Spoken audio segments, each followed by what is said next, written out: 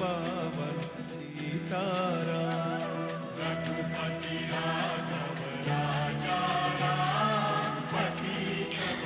तर Vladimir Putin हे सध्या राजघाटावर आलेले आहेत आणि ते आता अभिवादन करणार आहेत. आज ते भारत दौऱ्यावर आहेत आणि पंतप्रधान नरेंद्र मोदी आणि राष्ट्रपती द्रौपदी मुर्मू यांनी काही वेळापूर्वीच त्यांचं स्वागत केलं. आता ते राजघाटावर आलेले आहेत आणि अभिवादन केले जाते. पुतीन यांचा 2 दिवसीय हा भारत दौरा आहे. अनेक करार या दरम्यान केले जाणार आहेत. काही वेळापूर्वीच राष्ट्रपती भवनामध्ये त्यांचं गार्ड ऑफ ऑनर देऊन स्वागत करण्यात आलेलं होतं. त्यावेळेस पंतप्रधान नरेंद्र मोदी आणि राष्ट्रपती द्रौपदी मुर्मू ह्या